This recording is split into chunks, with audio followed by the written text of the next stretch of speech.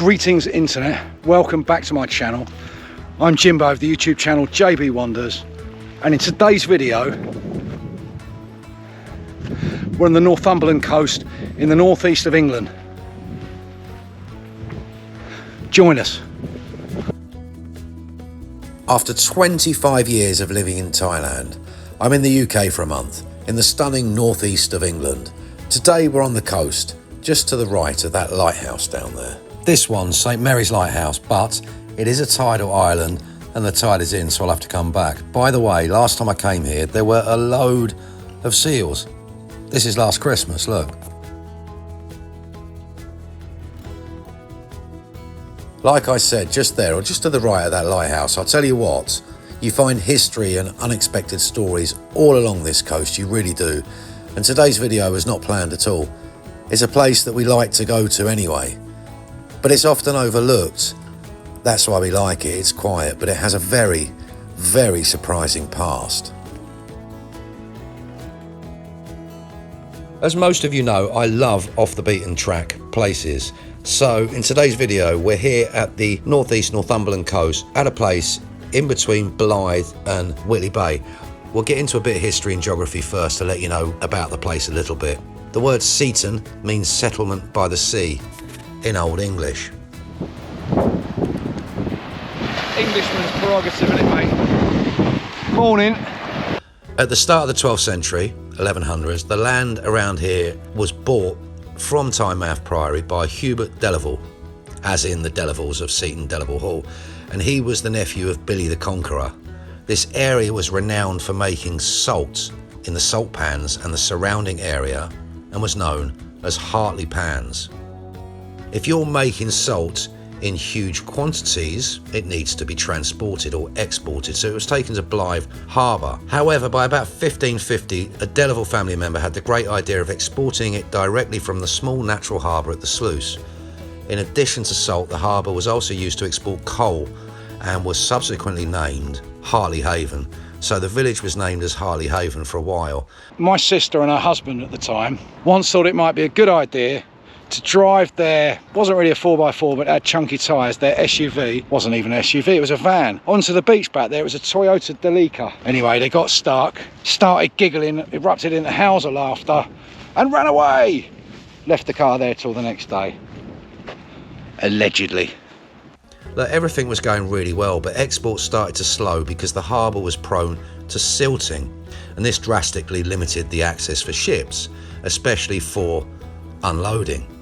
This was when Ralph Delaval had a bit of a brainwave to build a pier with sluice gates, or a number of sluice gates, trapping the water in at high tide and then flushing the sand out at low tide. Thereafter, the village became known as Seaton Sluice. My nephew used to do that, Kieran used to do that, I think Stacey used to do that, yeah. Good to see they're still having fun, still doing it really.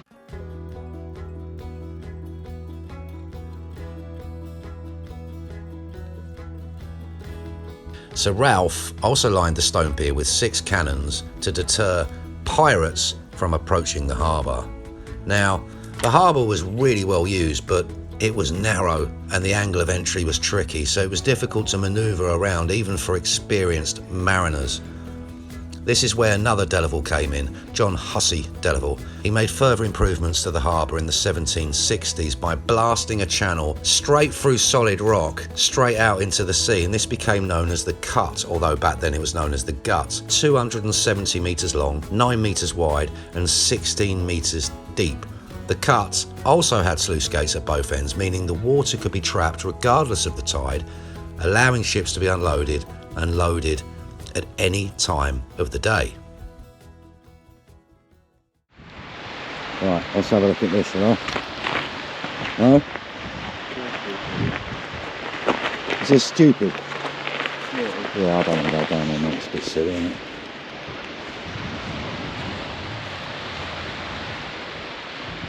Oh, there used to be something built here. Don't go any closer. Yeah, there used to be something built there, mate. Do you see the wood? Yeah? This new cut separated part of the harbour into a small island which became known as Rocky Island. Across the harbour, over there, look, there's a pile of ballast from ships entering the harbour, and this became known as Sandy Island. The cut was a great success, but there were problems due to navigating its narrow path in stormy weather, with several boats and bows being damaged and having to be repaired.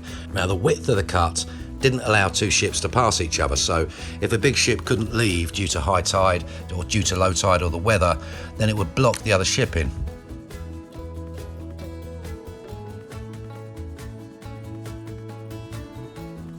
By the 1770s, ships sailed out of the harbour carrying 80,000 tonnes of coal, 300 tonnes of salt and 1.75 million glass bottles.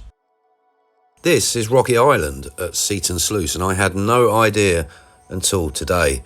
There was once a world unto itself, just with this little bridge connecting it. It was a tight-knit community perched above the North Sea, with no more than 50 or so houses clinging to its rugged ground. There were less than 200 souls in all lived here, bound together by the rhythms of fishing, coal mining, shipbuilding and the salt-stung air. It was a cold place of hard work and harder weather, yet also full of warmth. Neighbours knew every face, every child, every story. A small island, yes, only 2 houses left today, but it was one that carried the weight and dignity of an entire village, a very prosperous village at that, standing steadfast against the North Sea.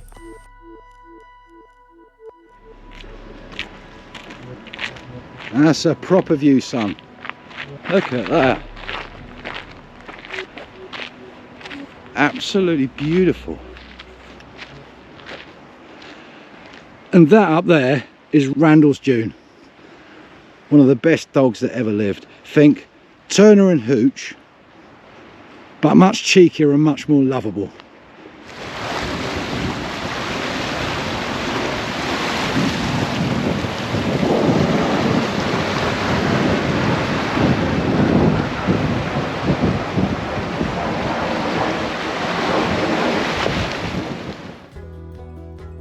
I'm very pleased to announce that quirky and eccentric individuals are still alive and well throughout England. This, my friends, is Tom Newstead. He's a local artist and he's actually the grandson of a family that lived on Rocky Island. Let's go and have a look at his workshop.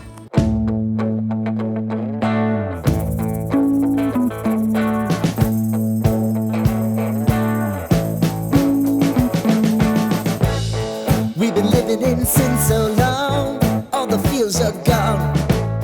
Fella stopped me on the street last night, said everything's alright. Roller coaster, make it through the day upright. It seems your meal ticket is gone, but life goes on. I could never imagine something better. Yeah, right.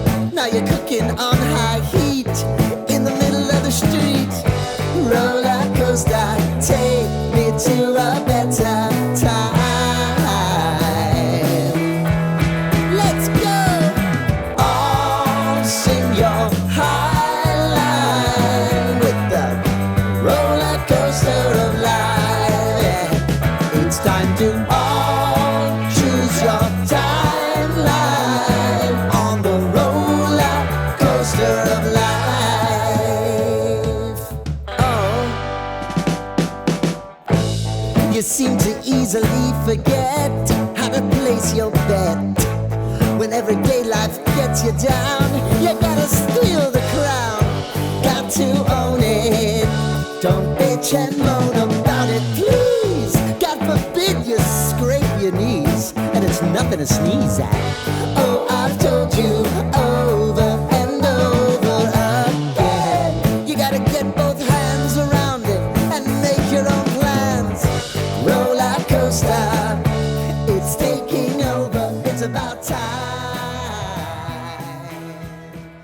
Look at that, beautiful people and beautiful spots do still exist. All power to that man right there for living his own life. Beautiful. I love these memorial benches. Rest a while in the memory of Ron Veitch.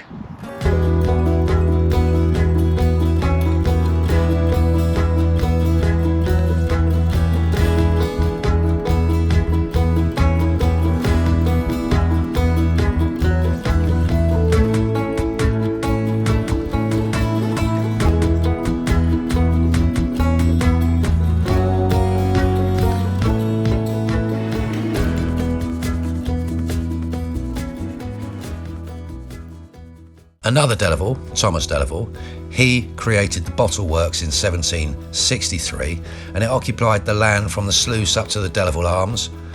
He also brought in glass blowers from Hanover in Germany to teach the local men the glass trade. There were massive furnaces, and Seaton Sluice became a really prosperous place.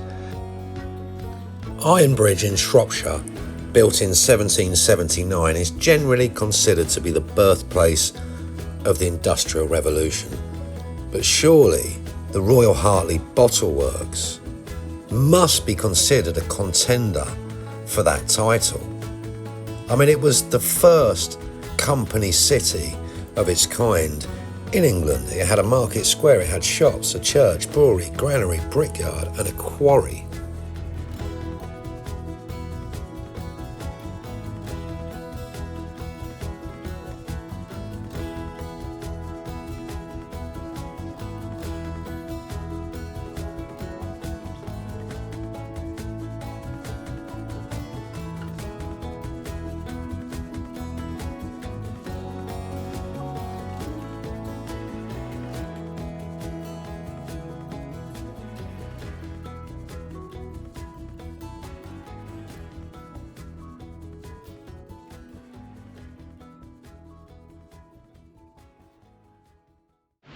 Good fishing spot out there, and the wind farms that seem to be everywhere now, don't they?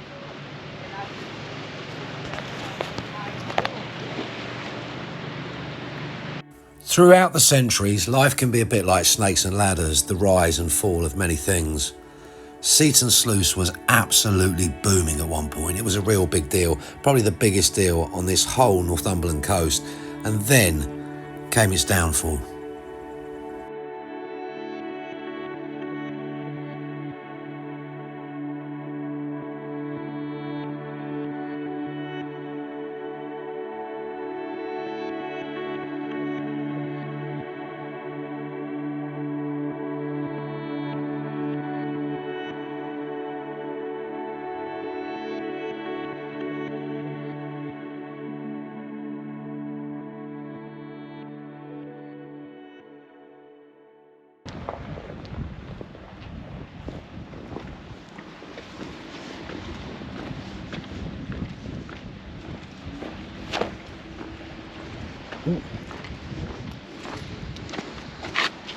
Oh, it's okay. Okay. All right. It's all right, mate. All right. They just want to be told they're good boys. Yeah.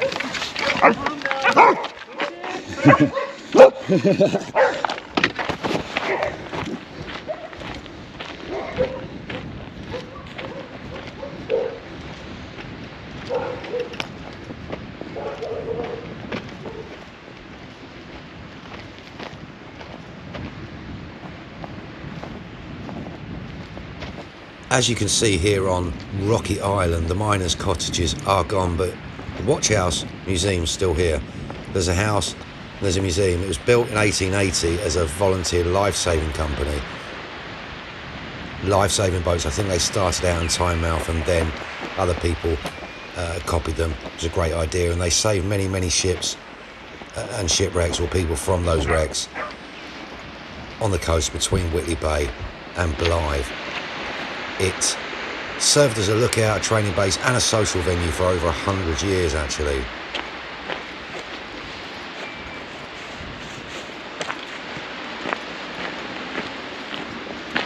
Jesus. Talk about nervous, bit of broccoli and a few British bulldogs. And I'm a quivering wreck. Funny. Hope I don't have to go back the same way though, I must admit. Oh, yet more viewpoints though.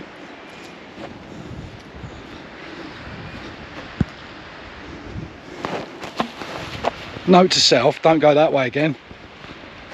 After a bit of broccoli. Scary Mary. What a wanker. Here we go, a little bit of fell running.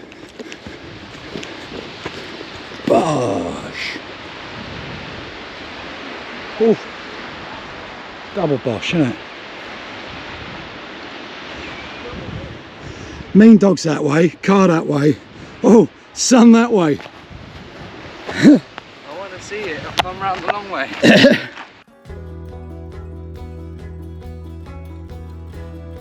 I could call this the rise and fall, but it's not really.